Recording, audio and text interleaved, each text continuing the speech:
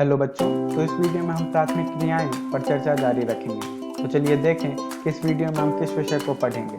तो बच्चों, इस वीडियो में हम कृषि और उसकी मुख्य प्रणालियां पर चर्चा करेंगे। तो चलो सबसे पहले हम कृषि के बारे में जानते हैं कि एग्रीकल्चर क्या होता है। तो बच्चों, पूरे संसार के अलग अलग देशों में उसके भी अलग अलग विभिन्न क्षेत्रों में अनेकों तरह की कृषि का अभ्यास किया जाता है। इन सारी जगहों पर अलग अलग कृषि प्रणालियों का इस्तेमाल वहाँ की भौतिक, सामाजिक और आर्थिक दशाओं के कारण होता है, क्योंकि ये सारी चीज़ें जो हैं वहाँ पे हो रहे कृषि पर प्रभाव डालती है, जिससे अलग अलग कृषि प्रणालियों का जन्म होता है। और बच्चों, इन सारे कारणों के चलते अलग अलग भौतिक जगहों में विभिन्न प्रकार के फसल को बोया जाता है। तो बच्चों, अब हम कृषि के मुख्य प्रणालियों के बारे में जानेंगे। इसमें सबसे पहला आता है निर्वाह कृषि यानी कि सब्सिस्टेंस एग्रीकल्चर, दूसरा है रोपण कृषि यानी कि प्लांटेशन एग्रीकल्चर, और तीसरा है विस्तृत वाणिज्य अनाज कृषि यानी कि एक्सटेंसिव कमर्शियल ग्रेन कल्टीवेशन। तो बच्चों, सबसे पहले हम निर्वाह कृषि के बारे में जानेंगे, जिसे हम अंग्रेजी में सब्सिस्टेंस एग्रीकल्चर कहते हैं। तो बच्चों, निर्वाह कृषि जिस भी क्षेत्र में अभ्यास किया जाता है,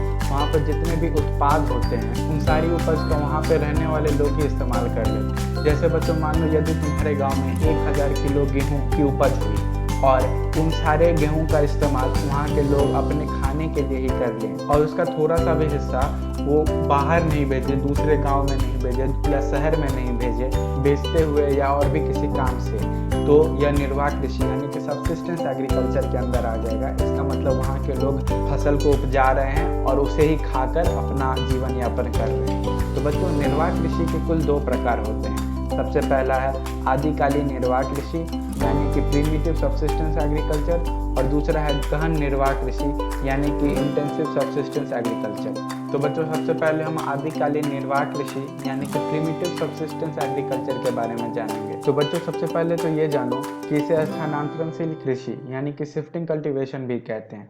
अब स्थानांतरणशील कृषि कहने का क्या मतलब है? इसका मतलब यह है कि इसमें जो भी किसान इसका अभ्यास करते हैं वो अलग अलग खेतों पे काम करते हैं। अलग अलग खेतों पे काम करने का मतलब है कि वो एक जगह से दूसरी जगह, यानी कि यदि आज वो किसी गांव में काम कर रहे हैं तो आज से लगभग 3 साल 4 साल के बाद वो दूसरे गांव में काम कर रहे हैं। बच्चों, इस तरह के कृषि का अभ्यास आदिम जातियाँ यानी कि ट्राइबल पीपल करते हैं। अब ट्राइबल पीपल कौन कौन आते हैं? जैसे कि हम जानते हैं कि झारखंड में संथाली लोग रहते हैं, उसी तरह असम और मेघालय जैसे राज्यों के पास गारो, खासी जैसी आदिम जातियां होती हैं। इसके अलावा और भी बहुत सारे हैं, जैसे गोंडा, भिल्स, अंगमी, मुंडा आदिम जातियां, ये सारे भी आते हैं। तो बच्चों, यह आदिकालीन निर्वाह कृषि यानी कि प्रीमिटिव सब्सिस्टेंस एग्रीकल्चर जो है वो मुख्य रूप से अफ्रीका वाले क्षेत्रों में और दक्षिणी और मध्य अमेरिका यानी कि साउथ और सेंट्रल अमेरिका में इसका अभ्यास किया जाता है। तो बच्चों, इस तरह के कृषि में जो भी पेड़ पौधे होते हैं उनको ये सारे किसान उसे जला देते हैं और उसे उर्वरक यानी कि खाद के रूप में इस्तेमाल करते हैं। अब खाद के रूप में ये कैसे इस्तेमाल करते हैं?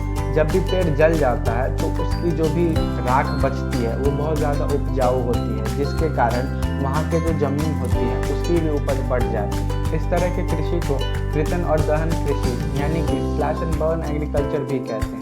और इसका कारण यही है कि वो लोग क्या करते हैं, पेड़ पौधे जला देते हैं और फिर उसके राख जब बचती है तो उससे जो उपज बढ़ जाती है जिस भी खेत की, वहाँ पे वो जाके अपना फिर आदिकालीन निर्वाह कृषि का वहाँ पर जाकर अभ्यास करते हैं। तो बच्चों, इस तरह के कृषि में जो भी खेत होते हैं वो बहुत छोटे छोटे होते हैं और वहाँ पर पुराने औजारों जैसे कि लकड़ी, कुदाली और फावड़े जो होते हैं उन सारी चीज़ों का इस्तेमाल कर कृषि का उपयोग किया जाता है। वहाँ पर कोई ट्रैक्टर या अन्य मशीनों का इस्तेमाल नहीं किया जाता है। और फिर बच्चों, क्या होता है, लगभग 3 से 5 साल के बाद जब उस खेत की उपजाऊपन खत्म हो जाती है तब वो लोग एक जगह से दूसरे जगह नए क्षेत्र में चले जाते हैं और फिर ये लोग वहाँ पर पेड़ जलाकर कृषि का अभ्यास करते हैं। तो बच्चों, इसमें ये भी हो सकता है कि किसान फिर से पुरानी जमीन पर वापस आ जाए लगभग 3 से 5 साल के बाद, जब वहाँ की उपज फिर से आ जाए। तो बच्चों, इस तरह के कृषि का सबसे बड़ा समस्या यह होता है कि इससे खेतों की जो उपज होती है वो कम होती जाती है,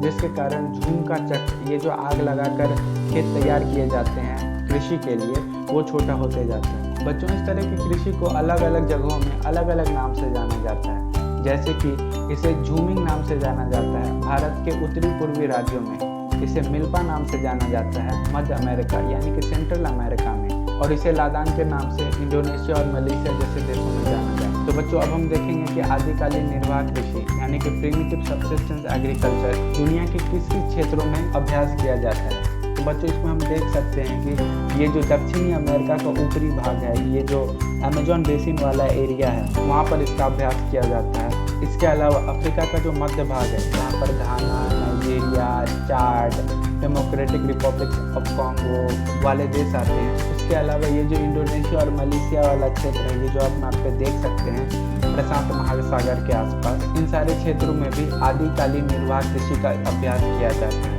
इसके अलावा भारत के जो पूर्वी देश है जैसे कि थाईलैंड, कंबोडिया, लाओस, उन सारे जगहों में भी इस तरह के कृषि का अभ्यास किया जाता है। तो बच्चों अब हम गहन निर्वाह कृषि यानी कि इंटेंसिव सब्सिस्टेंस एग्रीकल्चर के बारे में जानेंगे। तो बच्चों गहन निर्वाह कृषि जो है यह एशिया के मानसून वाले क्षेत्रों में अभ्यास किया जाता है। जैसे कि भारत में यह वेस्ट बंगाल, आसाम और मेघालय वाले क्षेत्रों में अभ्यास किया जाता है। उसके अलावा यह इंडोनेशिया जैसे देशों और चाइना के पूर्वी समुद्री तट यानी कि शंघाई जैसे क्षेत्रों में इसका अभ्यास किया जाता है। तो बच्चों गहन निर्वाह कृषि के कुल 2 प्रकार होते हैं, जिसमें सबसे पहला है चावल प्रधान गहन निर्वाह कृषि यानी कि intensive subsistence agriculture dominated by weight paddy cultivation, और दूसरा है चावल रहित गहन निर्वाह कृषि यानी कि intensive subsistence agriculture dominated by crops other than paddy. Paddy का मतलब होता है चावल। तो बच्चों सबसे पहले हम देखेंगे कि चावल प्रधान गहन निर्वाह कृषि क्या होता है। तो बच्चों जैसा कि इसके नाम से पता चल रहा है, इसमें चावल की मुख्य रूप से उपज की जाती है। इसके अलावा इस कृषि का जहाँ पर भी इस्तेमाल किया जाता है, जहाँ पर भी अभ्यास किया जाता है, वहाँ पर खेत बहुत छोटे छोटे होते हैं। और खेत छोटे होने का कारण क्या है कि वहाँ पर जनसंख्या बहुत ज़्यादा होती है। जैसे कि बच्चों हम भारत का ही उदाहरण ले सकते हैं। आप देखते हैं कि बिहार और वेस्ट बंगाल जैसे राज्यों में कितनी ज़्यादा जनसंख्या है। उसके कारण वहाँ पर जो खेत होते हैं वह खेत बहुत छोटे छोटे हो जाते हैं, वह खेत बहुत ज़्यादा बड़े नहीं होते। कुछ क्षेत्रों में हो भी सकता है, मगर हम यूँ बात करें तो खेत छोटे छोटे ही होते हैं। बच्चों इस कार्य में किसान जो होता है वो अपने घर वालों की मदद लेता है, जिसके कारण इसमें किसान का पूरा परिवार लगा रहता है खेती बाड़ी के कामों में। बच्चों इसके अलावा इसमें मानव श्रम की अधिक महत्व है। इसका मतलब यह कि यहाँ पर जो भी कुछ होता है वो किसानों के द्वारा मैनुअली ही किया जाता है। इसका मतलब यहाँ पे कुछ ऑटोमेटिक मशीन जैसे ट्रैक्टर हो गई या और भी किसी तरह की विकास के द्वारा जो तकनीकी सुविधाएं आई हों, उन सारी चीज़ों का इस्तेमाल नहीं किया जाता है। बच्चों इसके अलावा इसमें गोबर की खाद जैसे कि गाय का गोबर हुआ, उससे उपज को बरकरार रखा जाता है। बच्चों इसके अलावा इस तरह की कृषि में अधिक प्रति इकाई उत्पादन होती है और इसमें प्रति कृषक उत्पादन बहुत कम होता है। बच्चों सबसे पहले हम जानेंगे कि प्रति इकाई उत्पादन क्या होता है। बच्चों प्रति इकाई उत्पादन को हम इस तरह से समझ लेते हैं कि मान लो कि 5 कट्ठा का कोई जमीन है, उसमें कुल 100 किलो उत्पाद हुआ, जिससे हमें यह समझ में आ रहा है कि यहाँ पर अधिक प्रति इकाई उत्पादन है। मगर और यहाँ पे आप ये समझो कि उसी ज़मीन को कुल 10 लोगों ने मिलकर सींचा हो, कुल 10 लोगों ने मिलकर उस पर मेहनत की हो, उस पर समय दिया हो, तो यहाँ पे क्या हमें समझ में आ रहा है कि यहाँ पर प्रति कृषक उत्पादन सिर्फ 10 किलो हो जाता है, जिससे हमें यह पता चल रहा है कि यहाँ पर प्रति कृषक उत्पादन बहुत कम होता है। बच्चों अब हम जानेंगे कि चावल प्रधान गहन निर्वाह कृषि विश्व के कौन कौन क्षेत्रों में अभ्यास किया जाता है। बच्चों इसमें हम देख सकते हैं कि भारत का जो तटवर्तीय क्षेत्र है, जिसमें वेस्ट बंगाल, उड़ीसा, आंध्र प्रदेश, केरला, कर्नाटका जैसे राज्य आते हैं, उन सारे जगहों पे इसका अभ्यास किया जाता है। इसके अलावा यदि हम चाइना में देखें तो इसका जो पूर्वी तट है, जहाँ पर शंघाई, हांगझो और जिनान जैसे शहर आते हैं, वहाँ पर भी इसका अभ्यास किया जाता है। और इसके अलावा हम देख सकते हैं कि ये जो इंडोनेशिया वाला क्षेत्र है, इस जगह पे और इसके आसपास भी इस तरह की कृषि का अभ्यास होता है। तो बच्चों अब हम चावल रहित गहन निर्वाह कृषि यानी कि intensive subsistence agriculture dominated by crops other than paddy के बारे में जानेंगे। बच्चों जैसा कि हमें इसके नाम से ही पता चल रहा है कि इसमें चावल जो होता है वह एक मुख्य फसल नहीं होता है। इसका कारण यह है कि मानसून एशिया के अनेक भागों में भौगोलिक कारणों से, जैसे कि उच्चावलय, जलवायु, मृदा और भी जितने कारण होते हैं, उनके होते हुए हर जगह चावल का उपज करना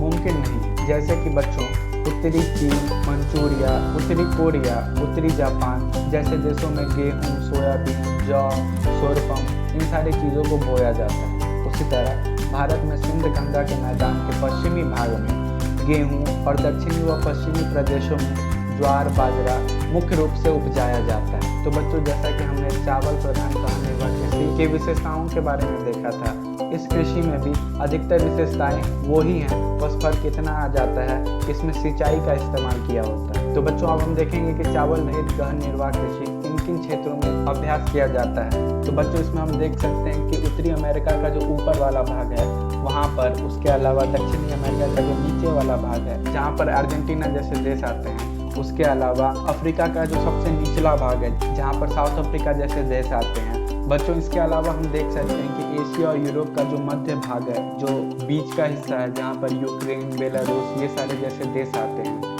और ऑस्ट्रेलिया का जो सबसे निचला भाग है वहाँ पर भी इस प्रकार की कृषि का अभ्यास किया जाता है। तो बच्चों आगे बढ़ते हुए अब हम रोपण कृषि यानी कि प्लांटेशन एग्रीकल्चर के बारे में जानेंगे। तो बच्चों जैसा कि हम जानते हैं कि यूरोपियन देश जो थे जैसे कि ब्रिटेन, फ्रांस, स्पेन, पोर्तुगल, ये सारे देश विश्व के अलग अलग देशों पे कब्जा किए हुए थे और वहाँ पे उन्होंने अलग अलग तरह के कृषि के प्रकार का शुरुआत की। इसमें मुख्य रूप से पैसे कमाने पर जोर दिया जाता है, सिर्फ जीवन यापन के लिए यहाँ पर कृषि नहीं किया जाता है। और इसमें लार्ज स्केल प्रोडक्शन यानी कि बड़े मात्रा में उत्पाद पर ध्यान दिया जाता है। तो बच्चों यहाँ तक हम समझ चुके हैं कि रोपण कृषि जो होती है यानी कि प्लांटेशन एग्रीकल्चर यूरोपियन देशों के द्वारा शुरू की गई थी और इसमें मुख्य फसल जो होते हैं वो होते हैं गन्ना यानी कि शुगर केन, केले यानी कि बनाना, फिर होता है रबर और फिर कोको यानी कि कोकोआ। इसके अलावा चाय और अनानास जैसी फसल भी इसी में आती है। तो बच्चों अब हम विस्तृत वाणिज्य अनाज कृषि यानी कि एक्सटेंसिव कमर्शियल ग्रेन कल्टीवेशन के बारे में जानेंगे।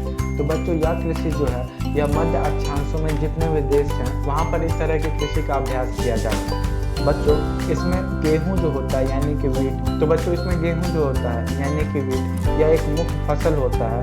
इसके अलावा मक्का, जौ, राई जैसी चीज़ें भी बोई जाती हैं। बच्चों इस कृषि में खेतों का आकार बहुत बड़ा होता है और जितनी भी चीज़ें होती हैं, चाहे वो फसल काटना हो या और भी जितनी भी खेती की जितनी भी चीज़ें होती है, उन सभी को यंत्रों के द्वारा किया जाता है। यानी कि ये सारा प्रोसेस जो होता है वो पूरा मैकेनाइज्ड होता है, वो पूरा ऑटोमेटेड होता है। तो बच्चों इसमें प्रति इकाई उत्पादन जो होता है वह कम होता है, मगर प्रति कृषक उत्पादन जो होता है वह अधिक होता है। जैसा कि हमने देखा था निर्वाह कृषि में, उससे यह ठीक उल्टा है। और प्रति कृषक उत्पादन अधिक होने का कारण यह है कि मान लो एक 10 कट्ठा जमीन पर सिर्फ एक आदमी ने ही ट्रैक्टर लेके पूरा कृषि का काम कर दिया, चाहे वो फसल बोना हो या फिर फसल काटना। तो बच्चों मान लो यदि उस पूरे 10 कट्ठा के जमीन से कुल 100 किलो गेहूं का उत्पादन हुआ तो यहाँ पे प्रति कृषक उत्पादन 100 किलो हो जाएगा।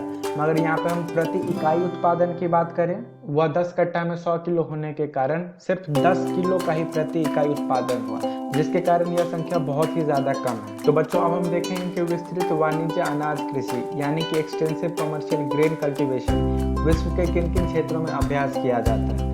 तो बच्चों इस प्रकार के कृषि का क्षेत्र यूरेशिया में स्टेपीज, उत्तरी अमेरिका में प्रेयरीज, अर्जेंटीना में पंपाज, उसी तरह दक्षिणी अफ्रीका के वेल्ड्स यानी कि वो जो साउथ अफ्रीका का जो एरिया है जहाँ पे वेल्ड्स खास स्थल है, उसके अलावा ऑस्ट्रेलिया के डाउन्स और न्यूजीलैंड के कैंटरबरी के मैदान में इस तरह की कृषि का अभ्यास किया जाता है। तो बच्चों इस वीडियो में हमने सीखा कृषि और उसकी मुख्य प्रणालियों के बारे में, जिसमें सबसे पहला था निर्वाह कृषि, दूसरा था रोपण कृषि और तीसरा था विस्तृत वाणिज्य अनाज कृषि यानी कि एक्सटेंसिव कमर्शियल ग्रेन कल्टीवेशन।